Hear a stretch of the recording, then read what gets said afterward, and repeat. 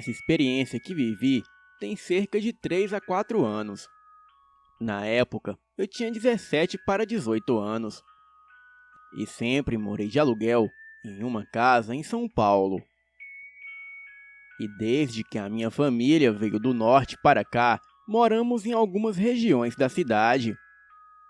Mas já fazem 11 anos que moramos no mesmo bairro. Bem, sou de família evangélica. Cresci na igreja e a minha avó sempre contava histórias sobre pessoas possuídas, aparições, entre outros. Confesso que sempre achei que era conversa fiada para colocar medo em mim e nos meus outros primos. Então, nunca dei muito crédito. E a igreja era apenas um hábito para mim. Mas de 5 anos para cá, eu me dediquei muito à igreja. Foi quando aconteceu que eu fiquei mais sensível para as coisas espirituais. Enfim, 5 anos atrás, eu me mudei de casa com a minha família. E uma dessas casas é independente e tem o seu próprio portão de acesso. E não tem contato com as demais, a não ser pelas janelas que dão para o quintal de uma das casas. As outras duas têm o mesmo portão de entrada, que no caso é a minha casa. Bem, a minha casa fica nos fundos. E como meu vizinho tem um cachorro, foi colocado um portão para impedir o acesso do cachorro para o meu quintal, para assim evitar confusão com os meus gatos. E quando nos mudamos para essa casa, a dona disse que o nosso quintal tinha um quartinho de bagunça. E lá era colocada algumas ferramentas de construção, pois o vizinho que dividia o quintal também estava usando.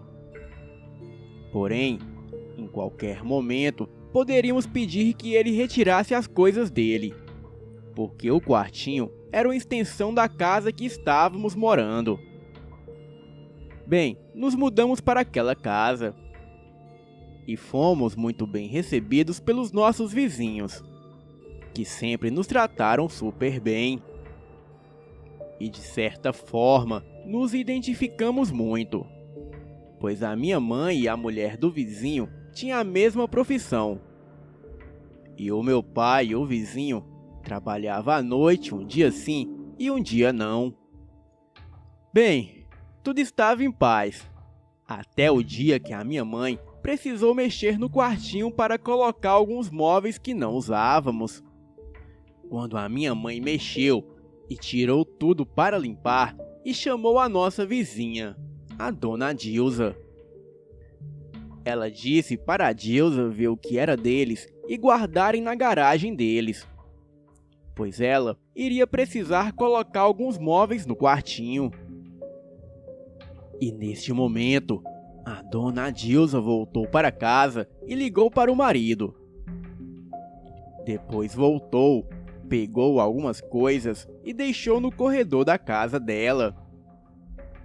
Bem, a minha mãe terminou o serviço, colocou todos os móveis dentro do quartinho e foi terminar os outros afazeres dela. Esse dia era o turno de trabalho do meu pai. Então, só dormíamos a minha mãe, o meu irmão e eu em casa. E por volta de umas 9 horas da noite, a minha mãe foi na casa de uma tia, pois ela havia feito aniversário. E eu fiquei em casa sozinha. Então, eu comecei a ouvir alguém chutando o portãozinho. E por causa do barulho e do susto, eu corri para olhar pelo vitrô da cozinha. E ali era o meu vizinho. Ele estava jogando as coisas do quartinho no chão e falando que queria ver quem iria tirar as coisas dele de lá, pois quem mandava no quintal era ele. Pois ele e a sua família moram na casa já faz mais de 10 anos. Foi muito barulho. E depois de algum tempo, ele parou e entrou. A minha mãe chegou em casa quase meia-noite com o meu irmão e se assustou com a bagunça. E me perguntou o que havia acontecido. Na mesma hora, ela ligou para o meu pai e contou toda a história. No dia seguinte, o meu pai chamou o vizinho e conversou. Disse que o que ele havia feito era muito errado, pois se ele tinha algum problema com a gente, deveria se reportar a ele, e não ter feito aquela cena sabendo que só estava a filha dele em casa. E após esse ocorrido, o clima no quintal ficou muito chato. E foi a partir disso que as coisas estranhas começaram a acontecer. Começou a aparecer sal grosso no quintal. E também aparecia sal grosso nas plantas da hortinha. Um dia eu e o meu irmão fomos para a praia com os nossos primos. A minha mãe ficou em casa sozinha. E quando voltamos, ela contou para a gente que na noite anterior foi turno do meu pai. Então, ela havia ficado sozinha. E quando ela levantou pela manhã e foi no quintal, havia um pó preto muito fino e muito estranho. Os vasos de planta estavam quebrados. E com esse pó preto jogado em cima. E também havia muito sal grosso no quintal. Aquele pó preto também estava jogado em cima das roupas. E quando se passava a mão, aquilo se esfarelava mais ainda. A minha mãe ficou com muito medo, pois não dava para saber o que era aquilo. Depois desse dia, os meus pais conversaram com a dona da casa e pediram para ela fazer algo, pois isso começou após a confusão do quartinho. A dona da casa chegou a conversar com eles de forma discreta, perguntando se eles haviam visto alguém entrando no quintal, ou até mesmo algum movimento. Eles negaram e disseram que não viram nada. Mas logo após isso, não apareceu mais nada no quintal. Até que um certo dia, por volta das 5 horas da manhã, acordamos com o meu vizinho gritando o nome do filho dele. E ele gritava: "Fabiano, fala comigo! Fabiano, por favor, fala comigo!" E o filho dele relinchava igual um cavalo e fazia um barulho de porco quando está sendo açoitado para morrer. Era muito alto e muito estranho. E parecia que ele estava correndo dentro da minha casa, de tão alto que eram os barulhos das pisadas dele. O barulho era de um animal horrível. Enquanto aquela coisa corria, o vizinho gritava o nome do filho dele. E depois de cerca de 2 minutos, o barulho parou e ficou um silêncio enorme que dava para ouvir os ponteiros do relógio. E quando olhei para o meu lado, o meu irmão não estava. Ele saiu correndo quando o barulho começou e foi para o quarto da minha mãe. Bem, quando saí para a faculdade de manhã, tinha algumas velas jogadas no lixo do quintal. E depois desse dia, um pessoal começou a ir na casa deles para rezar. E nunca mais algo do tipo aconteceu de novo. Bem, eu não sei explicar o que aconteceu, e nem mesmo o porquê. Mas acho que aquilo que o vizinho queria fazer para nós voltou para ele. Bem, eu sempre acreditei que tudo que você faz de mal, de alguma forma aquilo volta para você. E acredito que o ser ou criatura que ele estava fazendo oferenda voltou para cobrar algo dele. pois a gente já havia ouvido ele fazer cantigas estranhas nesse mesmo horário outras vezes. Bem, ainda moramos no mesmo quintal com eles, mas desde que isso aconteceu, eles nunca mais nos trataram mal. E também nunca mais apareceu outra coisa no nosso quintal. Nós conseguimos viver em paz e com respeito uns aos outros. Bem, este é o meu relato. Espero que vocês achem interessante. Boa noite.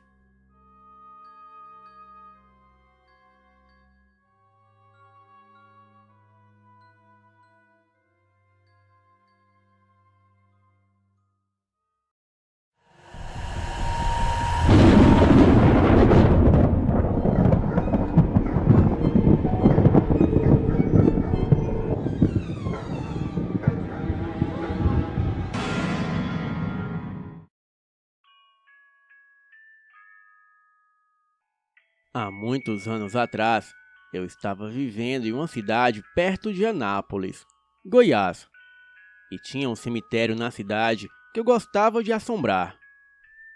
Muita gente pode achar isso um pouco doentio, ficar em cemitério passando o tempo, mas é um lugar calmo onde eu tinha paz.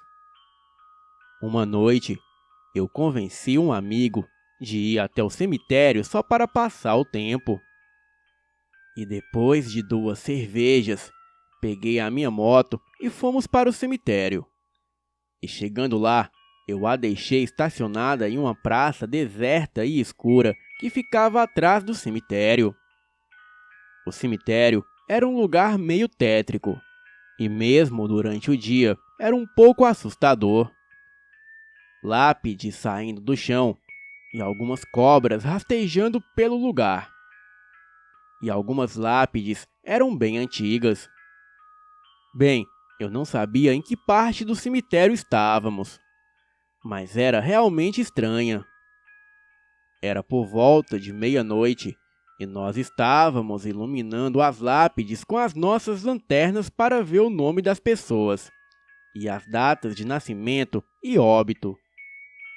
Daí, começamos a ouvir um trotar de cavalo. Com a lanterna, iluminei na direção de onde vinha o barulho. Porém, nada vi. Eu tinha certeza que era um cavalo. E por isso, eu não estava tão assustado. Mas indagava ao mesmo tempo como um cavalo havia entrado ali no cemitério. O trotar logo cessou. E foi quando meu amigo parou de repente onde estava. O que foi? Algum problema? Eu perguntei. Ele levantou o braço, apontando para uma mulher que estava parada mais adiante, atrás de uma amendoeira chapéu de sol que havia ali. Ela estava vestida com uma túnica com um capuz que cobria a cabeça. Não dava para ver a mulher por inteira, pois, como eu disse, parte do seu corpo estava por detrás da árvore. Mas dava para ver que era uma mulher pelo formato do corpo. Porém, essa não parecia ser uma mulher comum, pois quando apontei a lanterna na cara dela, os seus olhos brilharam como olhos de gatos. "Moça, tudo bem?" Eu perguntei. E pela roupa que ela usava, eu achei que fosse alguma mãe de santo fazendo despacho, e ficou assustada quando nos viu, e por isso se escondeu. Aliás, qualquer mulher sozinha em um lugar ermo ficaria assustada se visse 2 homens desconhecidos. Perguntei novamente se estava tudo bem com ela, e tive uma bufada como resposta. Sim, mas não era uma bufada feita por um humano, era uma bufada de cavalo. Aquilo me arrepiou todinho. E logo que a mulher foi saindo de trás da árvore, eu olhei para baixo e vi que ela não tinha pés humanos, e sim patas de cavalo. Com a lanterna, eu iluminei o restante do seu corpo e pude ver a coisa mais assustadora que já vi em toda a vida. O seu corpo da cintura para cima era de uma mulher normal, mas da cintura para baixo era exatamente um cavalo. Sim, um cavalo marrom com um rabo preto. Olhei na direção do meu amigo para chamar ele, porém ele já estava bem longe. Então saí correndo, pulando e tropeçando nas lápides. Eu encontrei ele no portão tentando pular, mesmo o portão estando aberto. Relinchos altíssimos foram escutados por nós, seguidos por um trotar em disparada. O meu amigo finalmente conseguiu pular o portão, e eu simplesmente cruzei o mesmo, já que o portão estava aberto. O meu medo era tanto que eu não tive coragem de fechar o portão depois de sair. Montei na moto e o meu amigo logo subiu na garupa, e saímos dali cantando o pneu. Para sair dali, eu tinha que passar com a moto em frente ao portão do cemitério, pois o mesmo ficava paralelo à única saída dali. E pelo sentido contrário daquela rua, havia outro cemitério desativado por ser muito mais antigo. O mais incrível é que aquela criatura metade mulher e metade cavalo vinha correndo com tudo, já pronto para cruzar o portão e sair na rua. Mas no exato momento em que aquilo cruzou o portão do cemitério, a coisa simplesmente sumiu como fumaça. Mas mesmo assim, durante 5 minutos eu estava a 80 quilômetros e ainda escutava relinchos e trotar de cavalo seguindo a moto. Porém, não havia nada físico atrás de nós. Mas todo o barulho parou misteriosamente assim que passei em frente de uma igrejinha do bairro com a moto. Cheguei em casa e perguntei ao meu amigo se ele também viu a mulher cavalo ou eu estava ficando louco. E foi aí que ele me contou que também viu, mas não ficou ali para confirmar se era real ou não. E por isso que ele correu, me deixando lá sozinho. Por incrível que pareça, depois desse dia começou a surgir boatos no bairro de uma mulher cavalo que aparecia naquele cemitério. E alguns até diziam que era a mula sem cabeça. Não preciso nem dizer que nunca mais voltei para aquele cemitério de noite. E só ia lá de dia, e quando começava a escurecer, eu logo vinha embora. Este é o meu relato. Boa noite.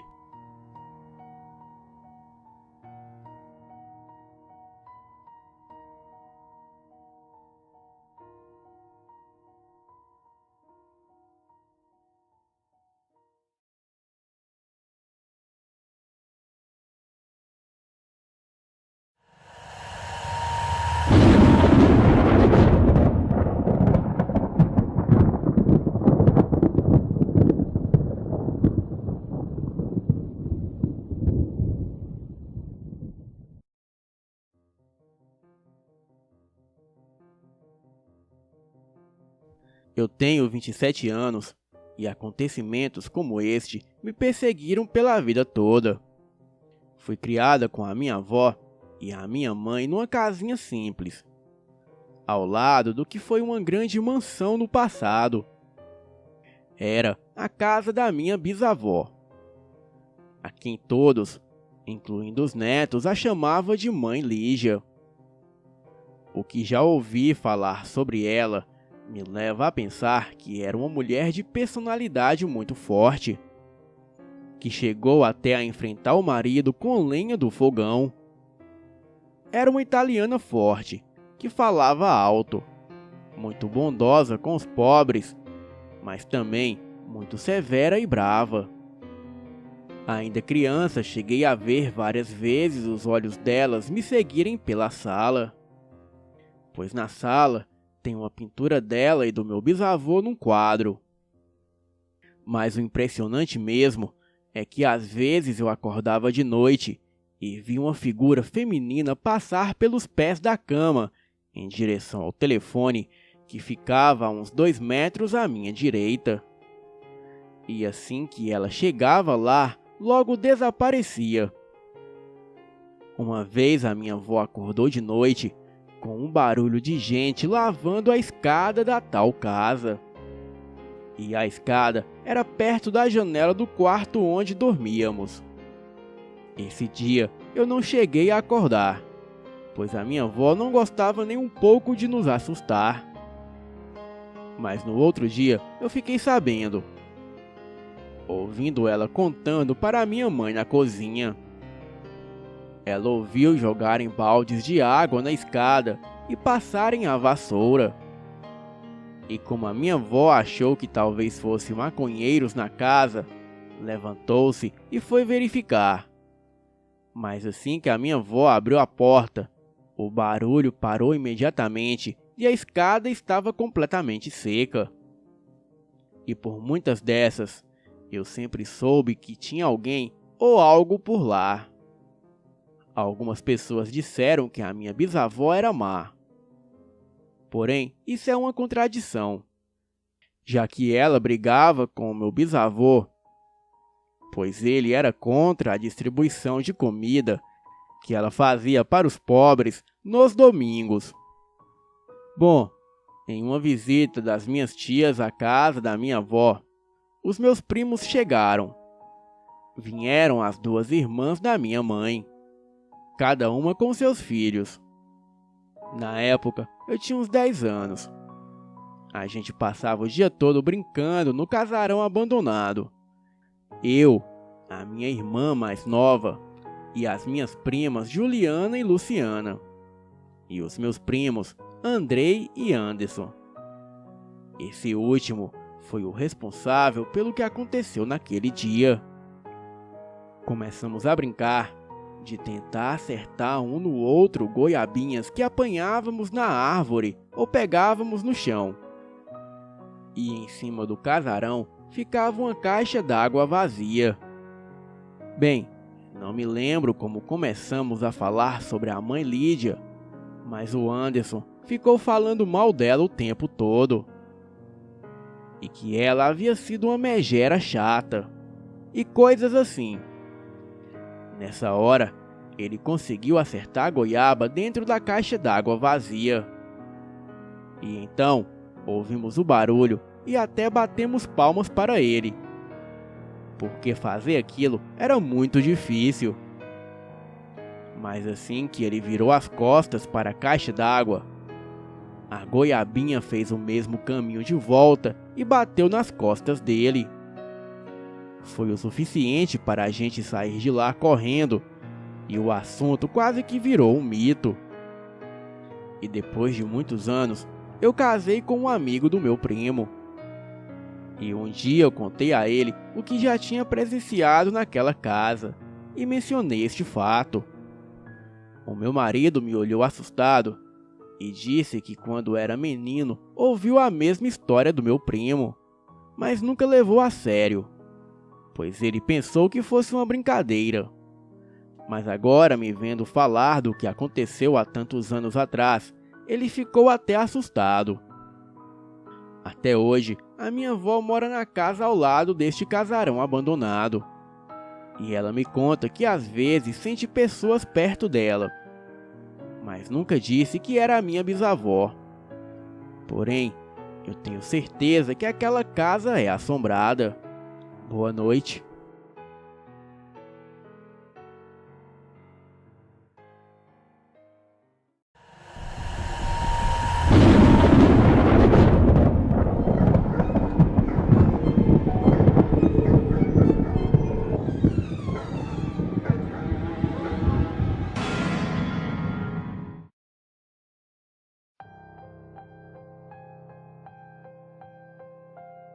Boa noite. Este relato que vou contar, quem me contou ele foi a minha avó, a Dona Maria Dina. Bem, ela se chama Luana. E este relato aconteceu na fazenda em que ela morava. A minha avó estava na área onde havia uma bica. Então, ela estava lavando as vasilhas dela. E foi quando começou a ouvir uns barulhos estranhos de grito. Gritos como se estivesse em desespero. Ela ficou muito assustada com aqueles barulhos e foi pegar a lanterna para ver o que estava acontecendo. E assim que iluminou o local, ela ficou muito espantada com o que viu. Ela viu uma coisa humanoide bem pequena e peluda. E tinha em torno de 1 metro de altura. E os pelos iam da cabeça aos pés. E não dava para ver o rosto da criatura. E ela só sabia que aquilo ficava gritando. E era um grito de dor e bem triste. A minha avó, espantada, correu para dentro de casa e fechou tudo. E lá de dentro, ficou observando aquela coisa que ficou rodeando a casa e gritando. E a minha avó, bem quieta, tentava acalmar os meus tios e o meu pai. Algum tempo depois, aquela criatura foi embora. Ainda assim, se ouviam os gritos da criatura bem de longe. E iam diminuindo a cada momento que aquilo se distanciava da casa. Bem, até hoje ela não sabe o que era aquilo. Mas talvez o que ela tenha visto foi uma criatura folclórica chamada Kibungo. Aqui vou dar uma pequena descrição desta criatura. Quem anda pelas terras baianas tem que tomar cuidado com o Kibungo. Ele é meio homem e meio bicho. E a fera tem em torno de 1 metro de altura, uma cabeça enorme e um grande buraco nas costas, em forma de boca que abre e fecha à medida que ele abaixa ou levanta a cabeça. Além da conta que ele gosta de devorar mulheres e crianças. Mas por não ser muito inteligente, ele fica muito vulnerável caso seja atacado. Apesar de voraz, o Kibungo não é muito corajoso. E quando é colocado em perigo, ele tende a morrer gritando, apavorado. Mas mesmo assim, é bom não se esbarrar com ele por aí. Boa noite.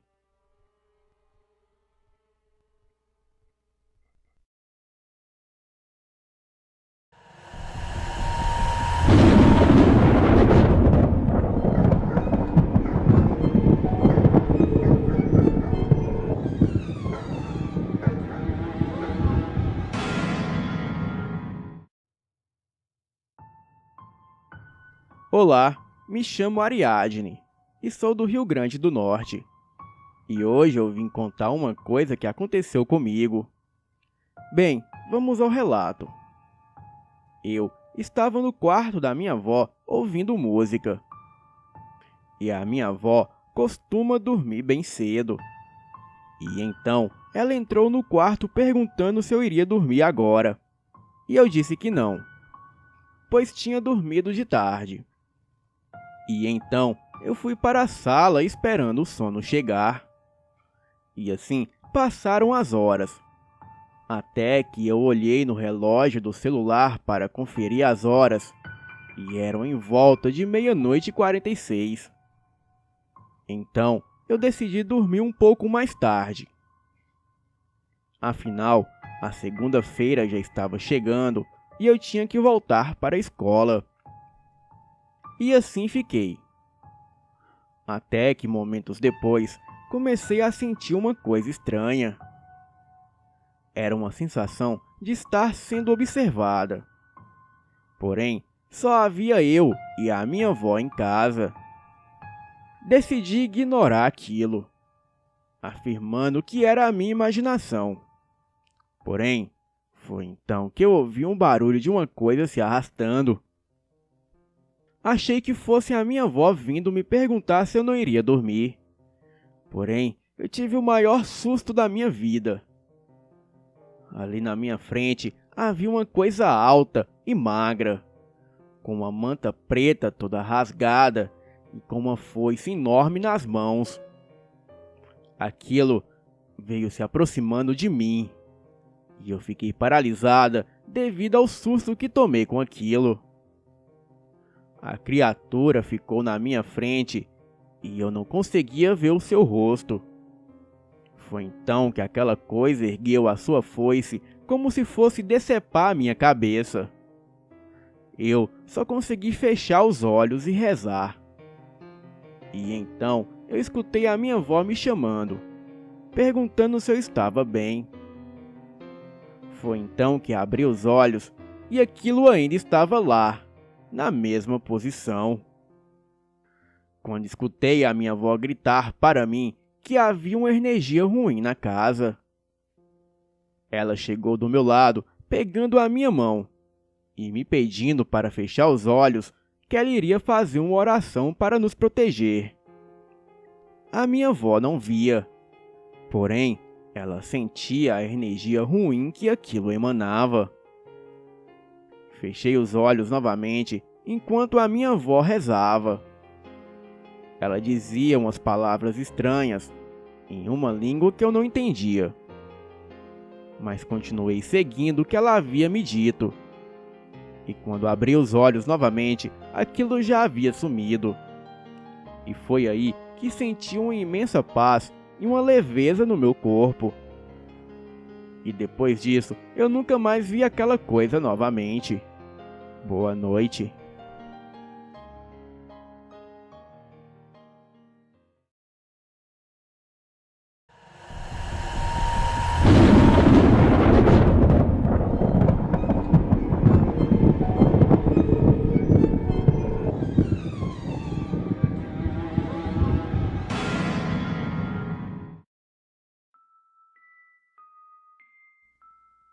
Essa história eu escutei de um amigo.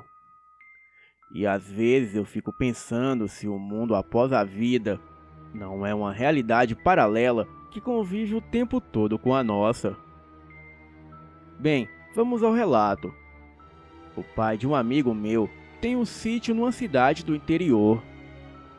Cerca de 3 anos atrás, quando estava de férias da faculdade, o meu amigo e seu primo resolveram ir passar um dia neste sítio, já que eles estavam na cidade e não havia nada melhor para fazer. Chegaram ao sítio por volta do meio-dia, e a primeira coisa que fizeram foi colocar os seus calções de banho e ir para um açude que há no local. Era época de chuva, e o pai do meu amigo tinha fincado um tronco enorme bem no meio do açude para medir a profundidade e o aumento do nível da água. O meu amigo e o primo começaram a nadar até onde estava o tronco e a brincar ao redor. E de repente começaram a conversar, nadar e brincar com várias pessoas, a maioria mulheres, ali mesmo dentro da água. Eles viam claramente as pessoas e falavam com elas, e tudo parecia normal. E de um momento para o outro, tudo desapareceu, e eles caíram na real que não poderia haver ninguém ali. Eles ficaram atônitos, sem entender nada.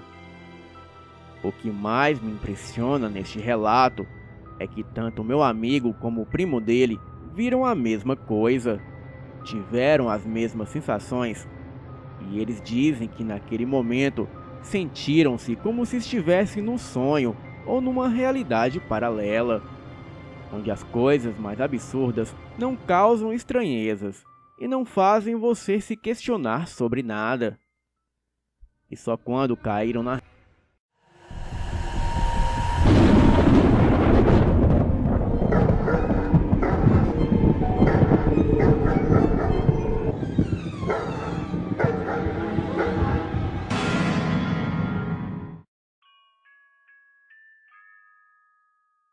Em 2007, com apenas 33 anos, eu ainda me recuperava do luto do falecimento da minha primeira esposa. Havia ficado viúvo há menos de um ano e havia desfeito de tudo que tinha. Praticamente de tudo que me prendia àquele passado tão recente. Então, eu resolvi alugar uma kitnet que ficava aos fundos de uma garagem. O local, na ocasião, era perfeito para mim. E lá tinha somente um colchão no chão e um fogão. E eu não precisava de mais nada naquele momento, pois eu estava afastado de tudo e de todos, dos familiares, amigos e de qualquer tipo de entidade religiosa. E ninguém sabia o meu novo endereço. Religiosos me procuravam com frequência, pois antes do falecimento da minha esposa, eu era muito religioso e dava aulas dominicais para jovens. E também havia feito seminário por 2 anos. Mas a minha fé havia acabado. A minha vida estava resumida somente de casa para o trabalho e do trabalho para casa. E eu não tenho o costume de dormir de barriga para cima. Para mim, essa posição é muito desconfortável e não consigo nem mesmo cochilar. Então, posso dizer que isso é praticamente impossível de acontecer. E com o passar do tempo, eu resolvi voltar a estudar. Comecei os estudos em uma faculdade, o que foi muito bom para mim. Novos amigos, novos assuntos e novos ares. E digo até hoje que foi a faculdade que salvou a minha vida, pois com a depressão passava coisas horríveis em minha cabeça. Bem, eu chegava muito tarde em casa e cansado, então tomava um banho e ia direto para o colchão. E dormia logo que de imediato e sem demora. A vida estava se encaixando novamente e as cores estavam voltando. Eu começava a me sentir bem novamente e um novo amor estava acontecendo. Bem, em uma certa noite, já tarde da madrugada, eu senti como se alguém estivesse ajoelhado sobre a minha barriga e me esmagando o peito. Arregalei os olhos e me lembro de um rosto feminino, mas sem semblante e em forma de sombra. Aquele rosto estava face a face comigo. E a única coisa consistente naquela figura eram os olhos grandes alongados, porém muito vazios. E isso é muito difícil de se explicar. Aquela coisa era horrível. Eu fazia muita força para me libertar, mas aquilo era mais forte do que eu. E pelo esmagamento na região torácica, me faltava oxigênio. E isso já estava me deixando fraco a ponto de desmaiar, ou até mesmo morrer. Tentei fazer uma oração, mas nada vinha na minha cabeça. De repente, me deu um verdadeiro apagão no meio daquele sufoco. Uma verdadeira paralisia ou congelamento mental. E foi quando eu comecei a gritar somente o nome de Jesus. Chamei por ele umas 5 vezes. Este era o meu último recurso antes do iminente apagão.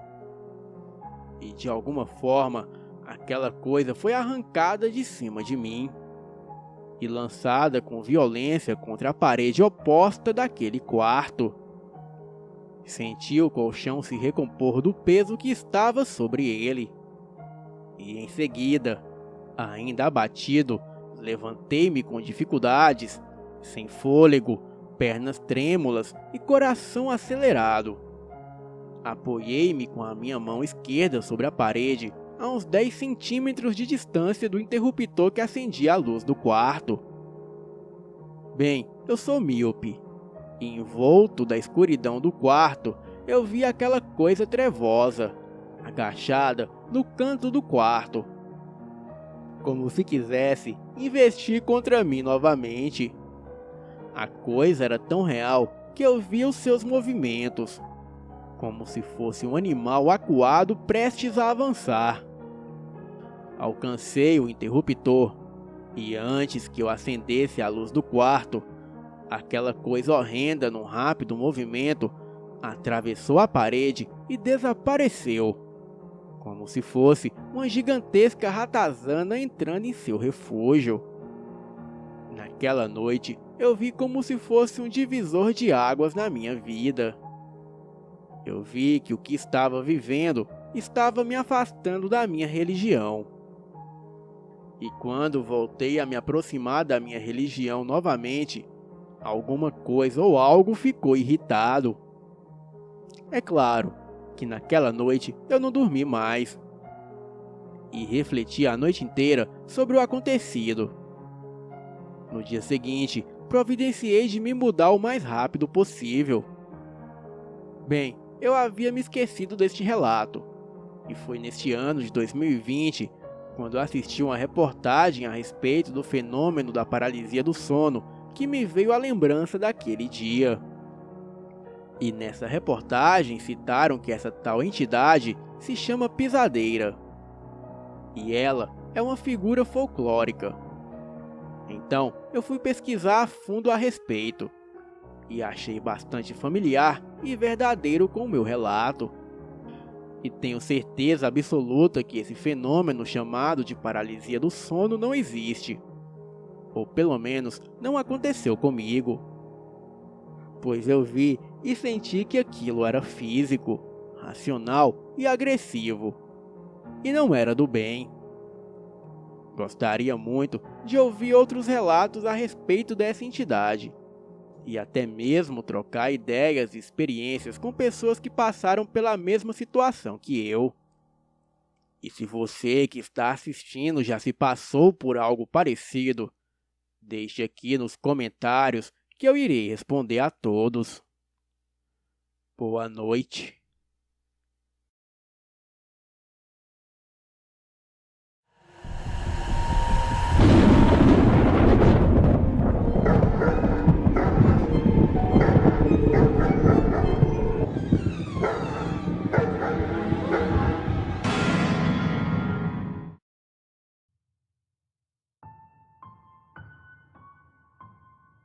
Olá, o meu nome é Adilza.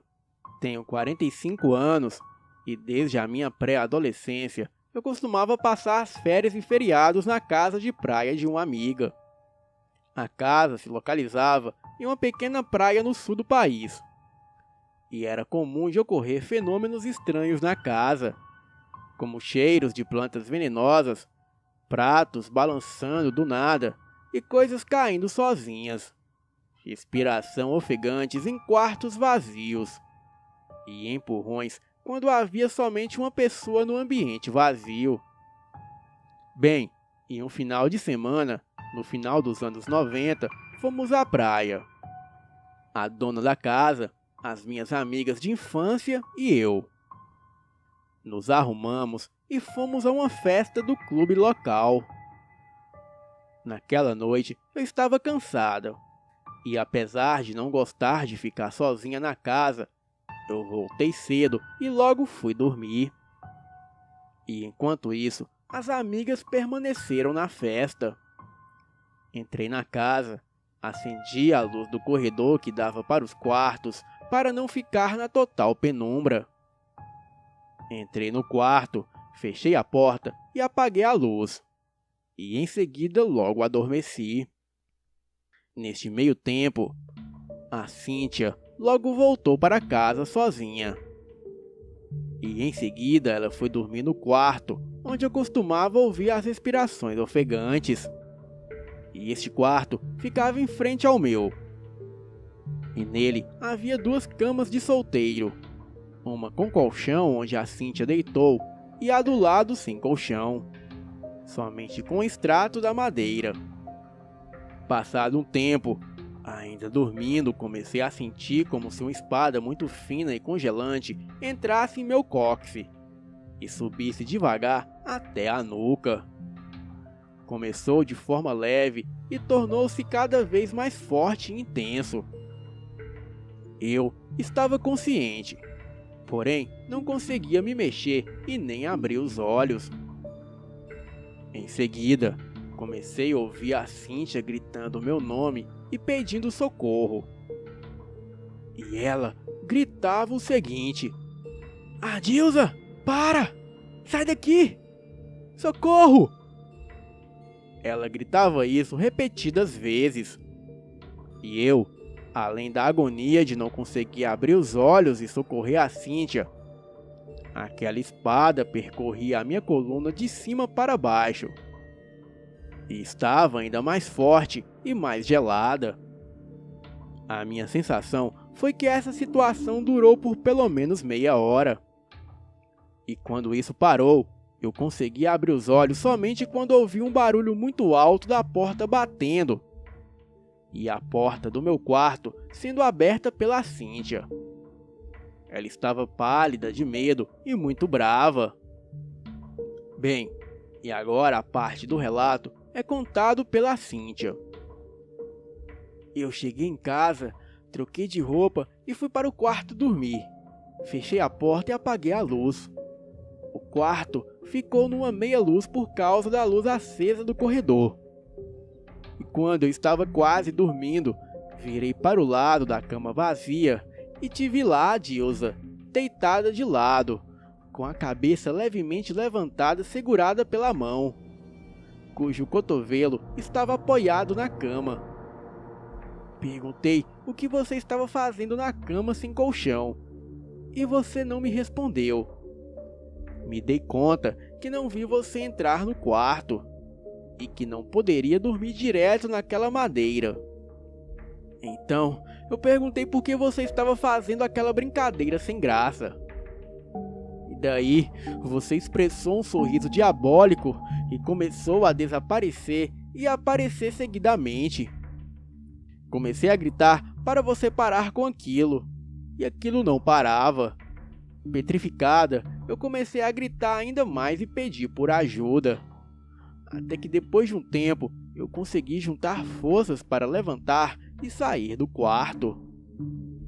E ao sair do quarto, a porta bateu sozinha. E logo que entrei no seu quarto, eu já vim questionando por que você não me socorreu. Bem, eu expliquei a Cíntia o que havia acontecido comigo naquele momento. Também disse a ela que eu estava sem energia, como se algo houvesse sugado a energia de mim. Naquela noite não dormimos até as amigas chegarem do clube.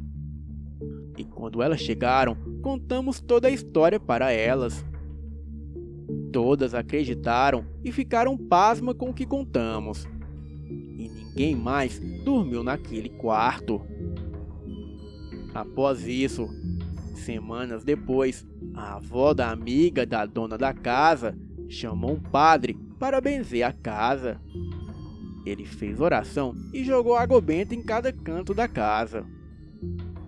E enquanto ele jogava água benta nas paredes, todas nós ouvimos um estrondo, e a casa chegou a tremer por completo. E logo após o estrondo, um forte cheiro de enxofre e de podre tomou conta do ambiente. Mas depois disso, não ocorreram mais fenômenos. Mas sempre quando volto lá, ainda sinto uma energia estranha naquele quarto. Não sei explicar o ocorrido, pois pode ser que algum espírito baixo sugou a minha energia e tomou a minha forma para pregar uma peça na Cíntia. Ou até mesmo fosse algo demoníaco que habitava na casa. Bem, os mais velhos dizem que no século passado havia um cemitério indígena naquela praia, e que muitas casas foram construídas por cima dele. E este fato poderia explicar uma série de acidentes muito aleatórios que culminaram em morte de várias pessoas. Porém, essas seriam histórias para outros relatos. Boa noite.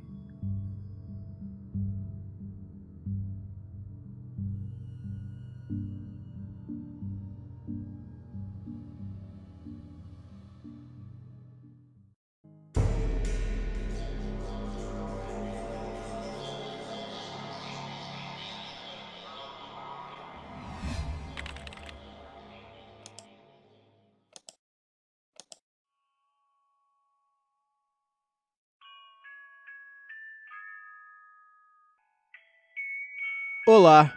Este relato que vou contar agora se passou com meu avô, o Sr. Sampaio, que hoje tem 93 anos de idade, mas que na época do acontecimento ele tinha apenas 14 e morava em uma cidade no interior de São Paulo. Ele sempre me contou este acontecimento, sendo que eu o convenci a detalhar bem o fato. Então, o meu avô foi contando para mim, e eu fui escrevendo tudo em um caderno para depois digitar no computador. Bem, e os fatos que contarei daqui para frente é com as palavras do meu avô. Meu nome é Isidoro. Hoje tenho 93 anos de idade e moro em São José do Rio Preto. Quando eu era jovem, eu morava com a minha família no interior de São Paulo, em um sítio próximo à pequena cidade de Mesópolis. O meu pai trabalhava na roça, plantando café e outros produtos agrícolas da época, sendo que eu e os meus irmãos o ajudava nas tarefas do dia a dia, como tratar dos animais que tinham no sítio, como porcos, galinhas e cavalos. Nós também criávamos algumas cabeças de gado, sendo que tínhamos leite puro à vontade, devido às várias vacas leiteiras que haviam por lá. Nosso sítio também vendia leite para ajudar na renda familiar. E naquele tempo não haviam numerosas escolas como hoje em dia. E para estudar, tínhamos que andar a pé por cerca de 8 quilômetros até outro sítio, onde no qual foi construída uma sala de aula, sendo que a professora se deslocava da cidade mais próxima para dar aula para as crianças de nossa região. Era uma vida dura, mas sinto saudades daquela época. Bem, tudo começou quando em uma certa manhã o meu pai encontrou um boi do seu rebanho morto no pasto. Não tinha nenhum sinal de ataque de nenhum animal, só que estranhamente ele não tinha nenhuma gota de sangue. Nada. Mas haviam 2 furos pequenos do lado direito do seu corpo. Furos bem redondos. O meu pai estranhou aquilo, mas não conseguiu descobrir o que era. Mas mesmo assim ficou cismado com aquele fato. E passando uma semana mais ou menos, o meu pai encontrou outro boi morto nas mesmas circunstâncias. O segundo boi, assim como o primeiro, também não tinha sangue em seu corpo e possuía os mesmos tipos de furo que o primeiro. O local onde os bois foram mortos era perto de uma grande mata que tinha na região, sendo praticamente uma floresta. 2 noites após o acontecido, nós acordamos de madrugada com os nossos cachorros latindo bravo, como se houvesse alguém próximo à nossa casa. Então meu pai, já preocupado com a morte dos 2 bois, pegou uma espingarda que tinha em casa e saiu com o lampião para dar uma olhada. A minha mãe não queria que ele fosse, mas ele saiu mesmo assim. Minutos depois, nós escutamos 2 tiros, sendo que em seguida, o meu pai voltou para casa assustado. Então nós perguntamos a ele por que ele havia atirado. E ele, com os olhos arregalados, contou que estava próximo do chiqueiro dos porcos, quando do mato ele escutou um barulho. Então ele iluminou com o lampião, porém não dava para enxergar direito. De repente, ele, olhando meio de longe com a luz do luar, viu no mato próximo uma criatura de mais ou menos 2,5 metros de altura, andando ereta, de pé.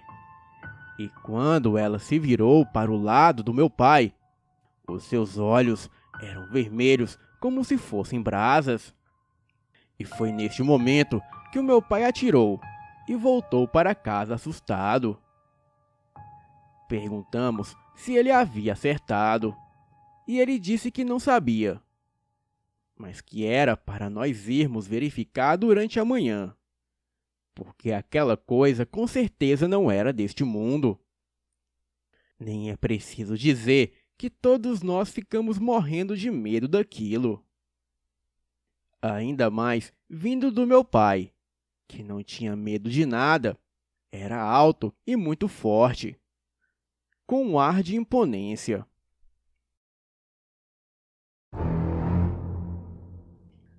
No dia seguinte, bem cedo, saímos todos para ver se havia alguma marca de sangue ou rastro onde o meu pai disse ter visto a criatura. Olhamos em volta e não encontramos sangue algum.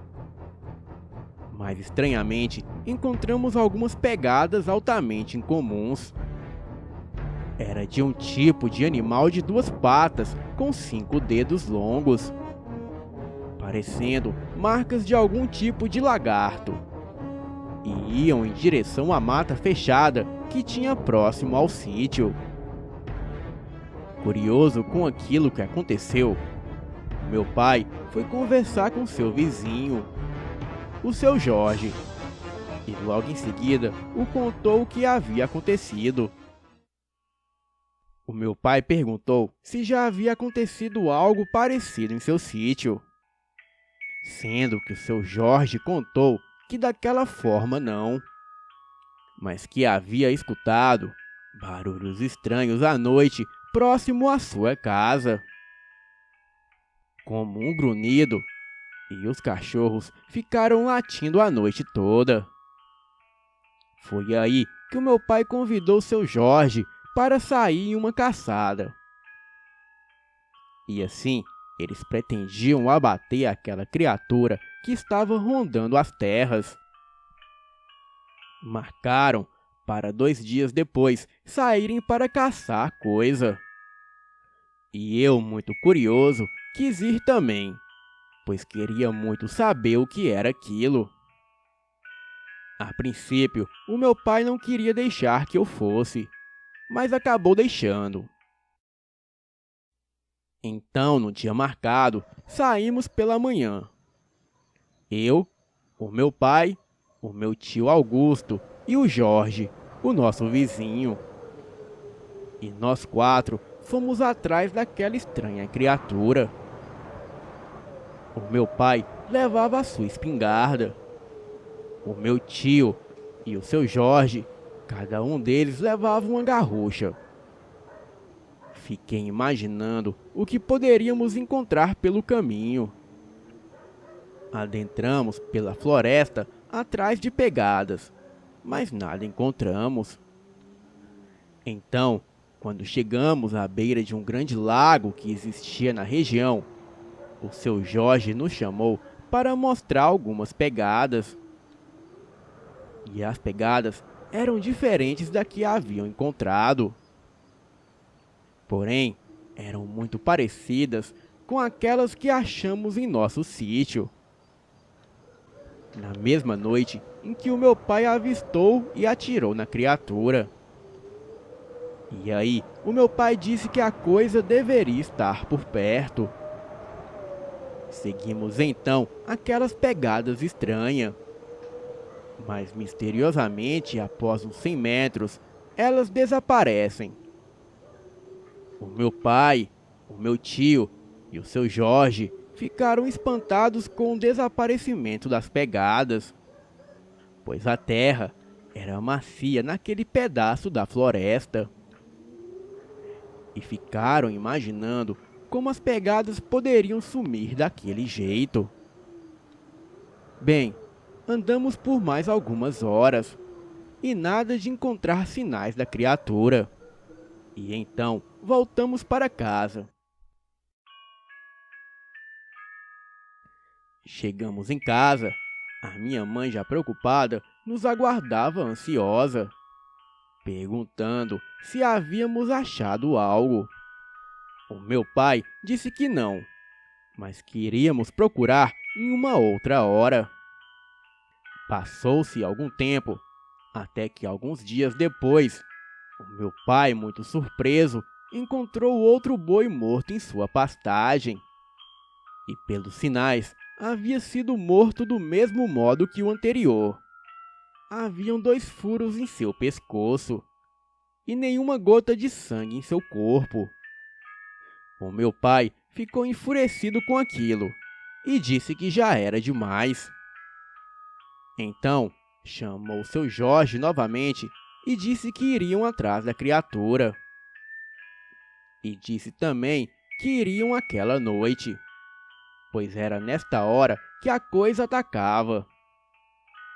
A minha mãe, sabendo daquilo, não quis deixar que ele fosse. Mas como meu pai era teimoso, não adiantou nada e disse que estava resolvido. E que iria resolver aquele problema e que não queria mais ver os seus animais mortos. Então, no início da noite, todos nós nos reunimos e saímos atrás da criatura estranha que estava atacando o nosso gado. E como anteriormente, o meu pai, o seu Jorge e o meu tio levaram as suas armas.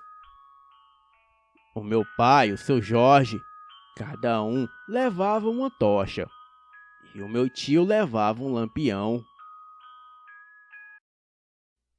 Adentramos na floresta e ficamos na área mais próxima, pois como aquilo atacava à noite, o meu pai imaginou que não deveria estar tão longe.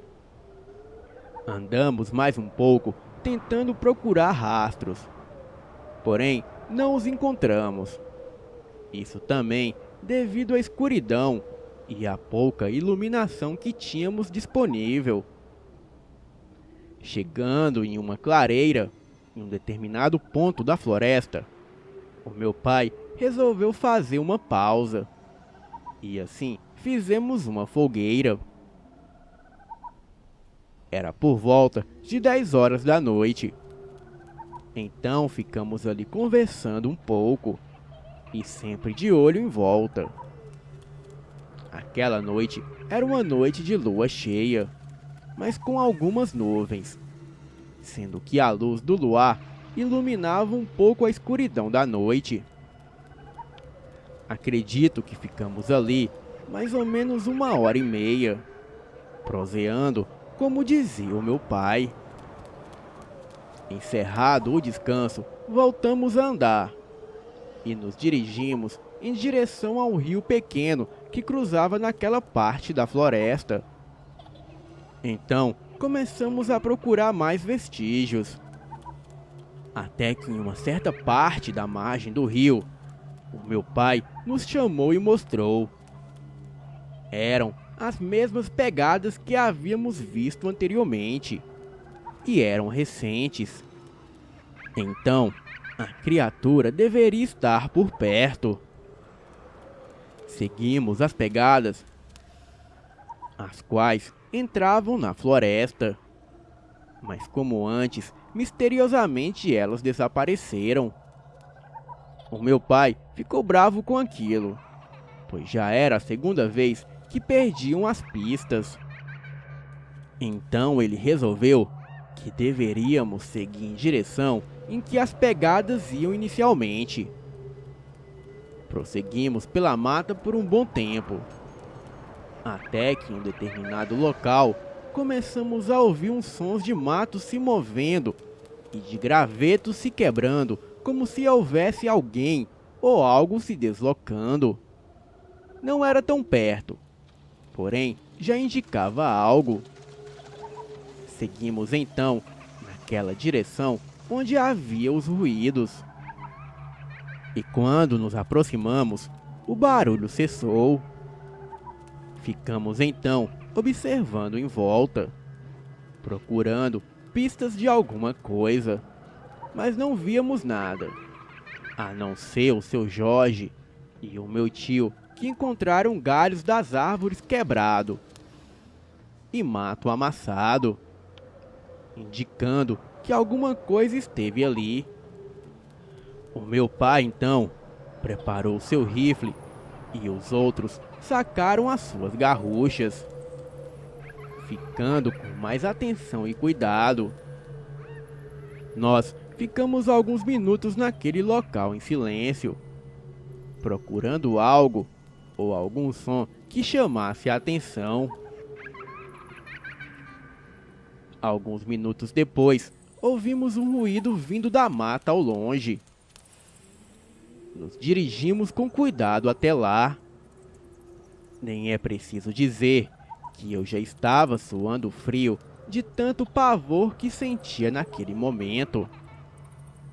Fomos seguindo pela mata por um tipo de trilha bem precária que existia ali, sendo que mais adiante, onde existia mais árvores e a escuridão era maior, aconteceu a cena mais aterrorizante de toda a minha vida, a qual eu nunca irei esquecer até o meu último dia de vida, mesmo hoje tendo 93 anos de idade. Naquele ponto da mata, do lado direito da trilha, ouvimos um ruído de graveto se quebrando e em seguida um tipo de grunhido. Eu me arrepiei todo e então ficamos observando e lentamente demos alguns passos com cuidado em direção aos barulhos. E foi quando, olhando para a escuridão da mata, com o auxílio das tochas e lampiões, a apenas alguns metros à frente, foi que vimos aquilo. A criatura tinha os olhos vermelhos, parecendo que estavam acesos. Aquela coisa parecia um tipo de lagarto apoiado em duas pernas. E tinha aproximadamente de 2 a 2,5 metros de altura. O seu corpo parecia como de um jacaré, só que mais liso. E também era muito pegajoso e úmido. As suas mãos ou patas tinham garras enormes. E os seus dentes eram pontiagudos, parecendo com dentes de tubarão, pontudos e afiados. Quando nos deparamos com a criatura, ela nos encarou e deu um urro tão forte que quase fiquei surdo. O meu pai e os outros ficaram sem ação por alguns segundos. Acredito eu que foi de tanto medo. Eles ficaram paralisados. Aliás, todos nós ficamos.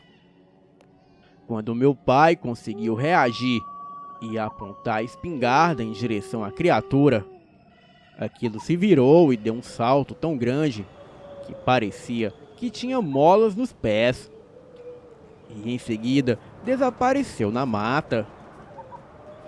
O meu pai, o meu tio e o seu Jorge atiraram várias vezes em direção à criatura, mas com toda certeza eles erraram, pois com a velocidade que aquilo desapareceu, era impossível acertar. Ficamos por algum tempo sem fazer nenhum barulho. E em seguida eu comecei a chorar. É vergonhoso, mas não pude evitar. Então meu pai imediatamente ordenou que voltássemos para casa, pois segundo ele e as suas crenças, aquilo não era deste mundo. Então voltamos rapidamente para casa. Voltamos todo mundo em pânico. A cena foi tão aterrorizante que até o seu Jorge passou o resto da noite em nossa casa, com medo de voltar para o seu sítio, temendo encontrar com aquela criatura pelo caminho. O meu pai contou para minha mãe o que havia acontecido, sendo que ela ficou estarrecida com o relato.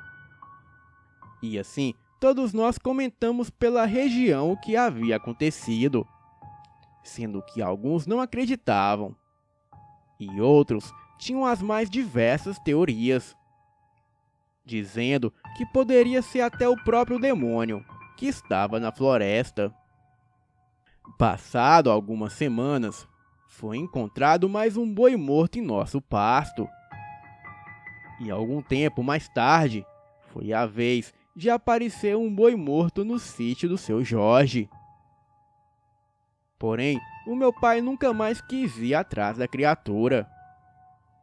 Ele só olhava o prejuízo que tinha levado, abaixava a cabeça, balançando de um lado para o outro. Em outras noites, ao longe, ouvíamos um tipo de urro vindo daquela floresta. E ficávamos imaginando que com certeza era aquele ser estranho que estava por lá.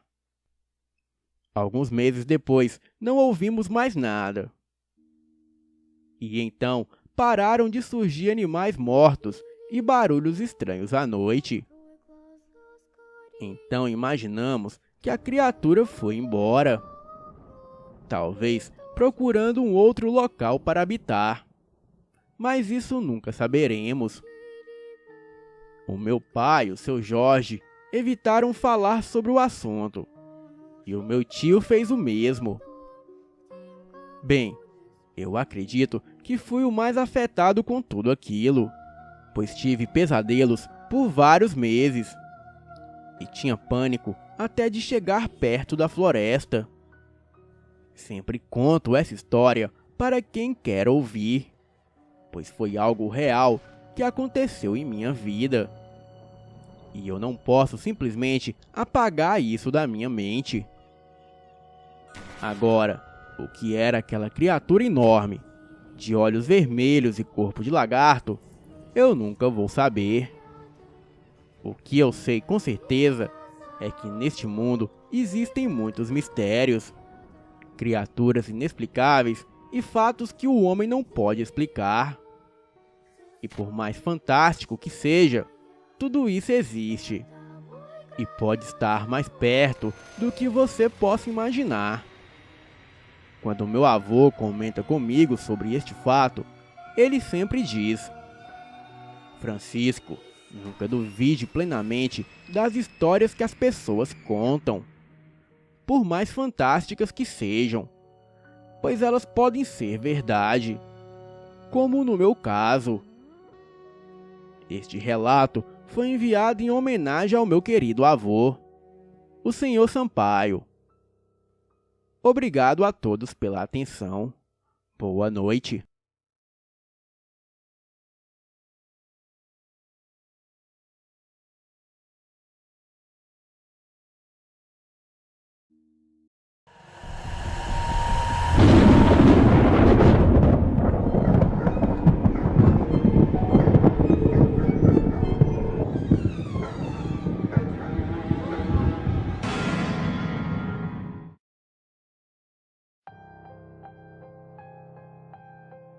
Este texto foi escrito por um jornalista de Porto Alegre.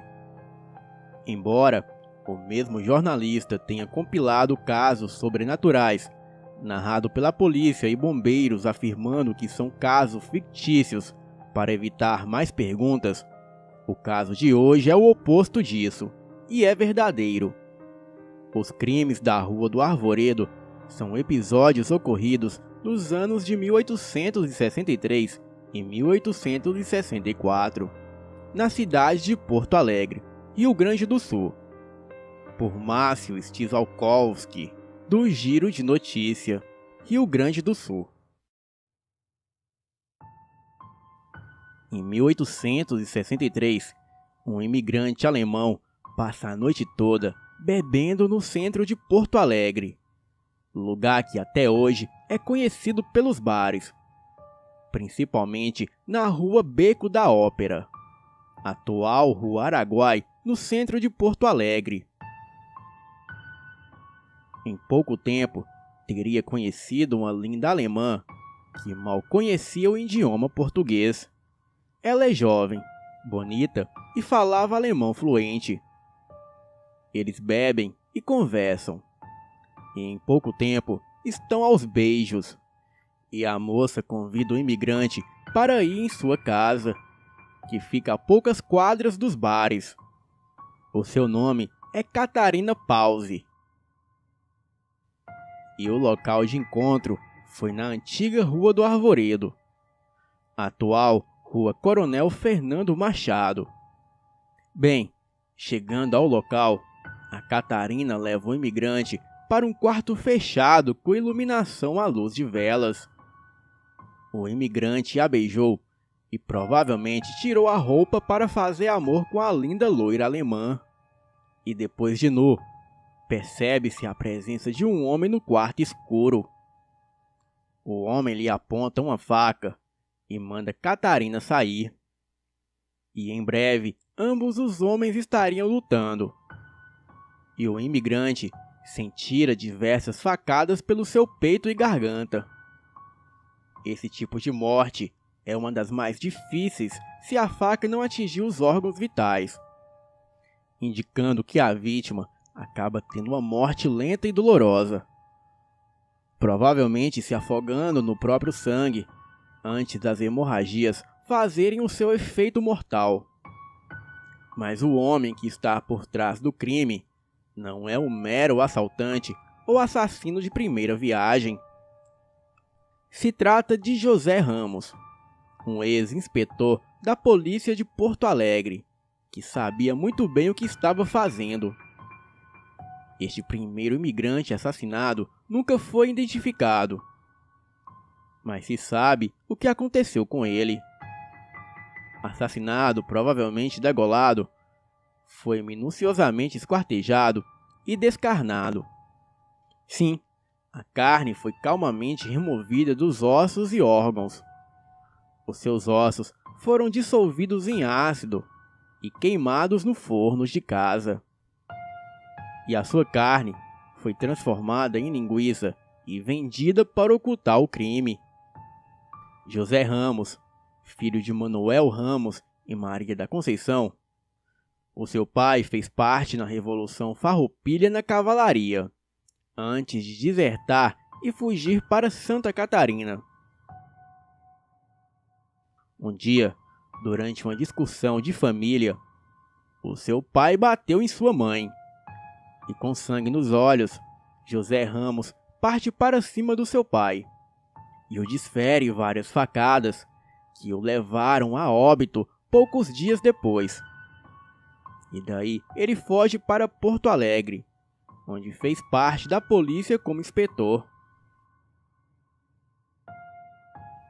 Em 1862, o seu caminho cruzaria com Domingos José da Costa, bandido famoso que se afirmava como um Robin Hood, que roubaria dos ricos para dar aos pobres, sob o apelido de Campara. Uma noite, Campara tentou fugir da cadeia e deu de cara com José Ramos, que o agarrou e o estrangulou até quase matá-lo. E assim ele foi expulso da polícia. Porém, continuou trabalhando como informante. Catarina Pause era de parte húngara da Transilvânia, mas durante a Revolução Húngara de 1848, Catarina foi violentada e sua família foi toda morta. E sem ter para onde ir, ela aceitou se casar aos 15 anos com Peter Pause, para poder fugir da pobreza. Mas durante a viagem para o Brasil, Peter se mata misteriosamente. Ela chegou a Porto Alegre aos 20 anos e começa a viver com José Ramos. Carlos Klausner era um imigrante alemão que possuía um açougue atrás da igreja Nossa Senhora das Dores, na Rua da Ponte, atual Rua Riachuelo, na cidade de Porto Alegre. Chegou ao Brasil em 1859 e abre o seu negócio, conseguindo em pouco tempo sucesso financeiro, e devido à localização de seu empreendimento. Solitário, Klausner cria laços de amizade com José Ramos e o transforma em seu ajudante no açougue, visto que Ramos falava alemão. Em agosto de 1863, a sequência de desaparecimentos começou a repercutir pela cidade. Não se sabe o número certo, mas ao menos 6 pessoas foram mortas. Os homens saíam para beber na antiga Rua Beco da Ópera, atual Rua Uruguai, que até hoje tem lindos bares para as pessoas saírem para beber e eventualmente namorar. Logo, acabavam conhecendo uma linda alemã que não sabia falar português direito. A conversa ia bem. Olhos azuis seduziam e convidavam para dar uma volta até a Rua do Arvoredo. E dentro do açougue encontraram José Ramos, e são violentamente mortos a golpes de faca. Todos os seus objetos são roubados, os seus corpos são despidos e depois as suas carnes são removidas até os ossos. As carnes são vendidas para os porto-alegrenses sem desconfiar de nada. E o produto que mais fez sucesso foi a linguiça feita de carne humana. Com o tempo, as autoridades começaram a ser criticadas sobre os desaparecimentos. E quando as suspeitas ficaram maiores, o alemão Carlos Krausner se assusta e decide fugir para o Uruguai. A tentativa de fuga fez com que José Ramos o matasse e escondesse o seu corpo no quintal de casa. José e Catarina assumiram tudo de Carlos, afirmando que ele vendeu tudo para eles. Em 1864, 2 desaparecimentos foram a ponta de lança que fez os crimes serem solucionados. O caixeiro viajante José Inácio de Souza e o comerciante Januário Martins teria sido visto pela última vez na casa de José Ramos, com o cachorro do José Inácio do lado de fora, esperando o dono sair. No dia seguinte, os 2 desapareceram, mas o cachorro continuava do lado de fora latindo, esperando o dono sair. E isso causou a desconfiança da polícia. Interrogado, José Ramos afirmava que ambos foram para São Sebastião do Cai. Não satisfeito, o delegado percebeu o cachorro e decidiu voltar no outro dia e pegar um flagrante. Dito e feito, no outro dia, o delegado foi perguntar do cão desaparecido e entrou na casa. Foi um verdadeiro matadouro. Foram encontrados objetos pessoais mantidos como lembranças. O corpo de Carlos Klausner, em decomposição, estava enterrado no porão da residência.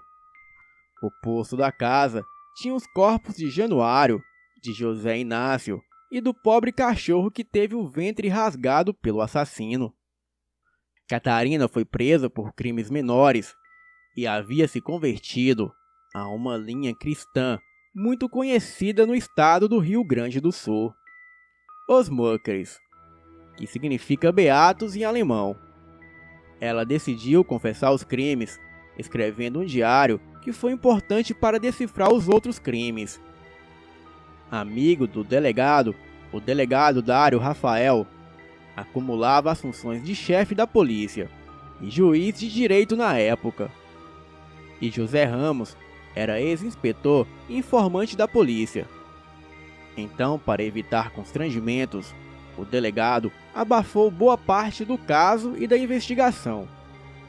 José Ramos foi sentenciado à pena de morte por enforcamento, mas cumpriu prisão perpétua até morrer na Santa Casa de Misericórdia, de Porto Alegre, em 1893. Catarina Pause foi presa e cumpriu 13 anos. O caso foi muito mal falado no Brasil, mas assustou o mundo e influenciou diversas obras. Charles Darwin comentou: será que existe um chacal adormecido em cada homem? E estes fatos também inspirou o livro O Maior Crime da Terra, de Décio Freitas. e também o livro Cães da Província, de Luiz Antônio de Assis.